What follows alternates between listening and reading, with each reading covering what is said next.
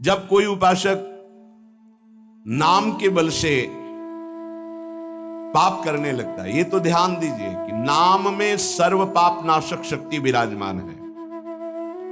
त्रिभुवन में कोई भी ऐसा पापी नहीं है जो पवित्र होकर भगवत प्राप्ति न कर सके। इस शब्द को लिख लो, क्योंकि बहुत लोग ये प्रश्न करते हैं आकर कि हमसे ऐसे पाप हो गए कि हमारी भी पाप मोचन हो जाएगा, भगवत प्राप्ति हो जाएगी, पक्का हो जाएगी। पर शर्त है, आप लो निशानी अपना, आज तक की आप नहीं करूंगा, ये शर्त होती है इसमें। अगर फिर तो प्लस हो जाएगा पीछे से, और अगर नहीं तो सब भस्म हो जाएगा। भगवान नाम में स्वाभाविक सर्व पाप नाशक शक्ति है, तथापि इसका यह अर्थ नहीं कि आप नाम के सहारे पाप करना शुरू कर दें। भगवान नाम जैसी परम पावन शक्ति का प्रयोग इस पापाचरण में ना करें कि नाम से पाप नष्ट हो जाते हैं, हम खूब पाप करें और नाम जप कर लेंगे। अगर ऐसी भूल की तो आपको भयंकर दंड मिलेगा, नामापराध लागू हो जाएगा आपके ऊपर। नाम के सहारे, नाम की ओट से पाप करना। आप नाम स्मरण का व्रत लिए हैं और नाम महिमा सुनी है कि सर्व पाप नाशक है, और आप उत्साहित होकर नवीन नवीन पाप करते हैं और फिर नाम के द्वारा उसे भस्म करना चाहते हैं, तो नहीं होगा। अभी तक जो हुआ और अनजाने में चूक हो जाए उसके लिए कोई प्रायश्चित अलग से करने की जरूरत नहीं, नाम तुम्हारे उस पाप को भस्म कर देगा।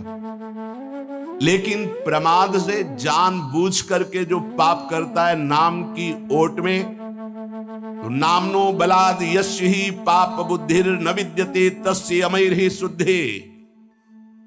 ऐसे की शुद्धि यमराज नरक में ले जाकर करते हैं नाम जापक की। कौन नाम जापक?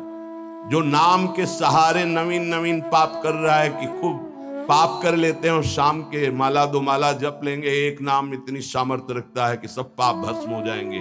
बोले नामनो बलाद यस्य ही पाप बुद्धिर, जो नाम के बल से पाप करता है तो ना विद्यते तस्य यमैर्हि शुद्धि, वो शुद्ध नहीं हो सकता, उसकी शुद्धि यमराज करेंगे नरक में ले जाकर के। जे नर नाम प्रताप बल करत पाप नित आप, वज्रलेप होए जाए ते अमित सुदुष्कर पाप। जो नाम के सहारे से पाप करते हैं वज्र के समान पाप हो जाते हैं और उसका नाश करते हैं। किसका? जो नाम के सहारे से पाप करता है।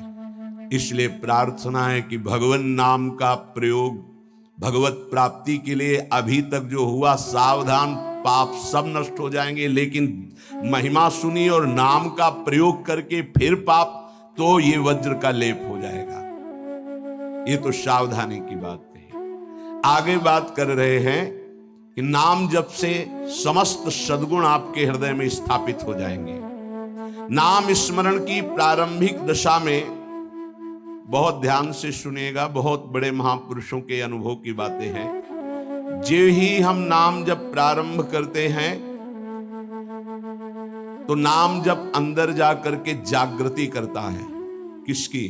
सोए हुए पाप प्रवृत्तियों की। उठ और भाग यहां से, अब तू इस हृदय में नहीं रह सकता, क्योंकि यह हृदय मेरा अधिकार। अब अविद्या के प्रभाव से अनंत जन्मों में जितने दुर्गुण दुराचार कुसंस्कार हुए हैं, ध्यान दीजिएगा, बहुत प्रश्न होते हैं इस विषय में, सीधा उसका सरल भाव से समझाते हुए उत्तर है। इस बात के तो सैकड़ों प्रश्न होते हैं। जब कोई साधक नाम जब प्रारंभ करता है, नाम जाकर के अंदर ज्ञान जागृति नहीं करता, प्रारंभ में सुप्त वासना प्रवृत्तियां जो छुपी उनको जागृत करता है। उठ और भाग यहां से।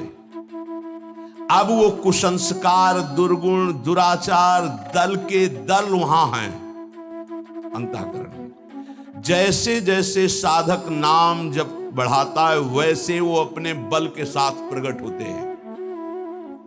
परमार्थ का साधक यदि सत्संगी नहीं हुआ तो वो समझता है कि ये तो बहुत बड़ा विघ्न सामने उपस्थित हो गया, हृदय जल रहा है और पाप वासनाएं इतनी बढ़ती जा रही। साधक में प्रारंभ में इनका परिचय ना होने के कारण वो पराजित होने लगता है कि अब तो बहुत गंदी बातें आ रही हैं, भजन रोक दो।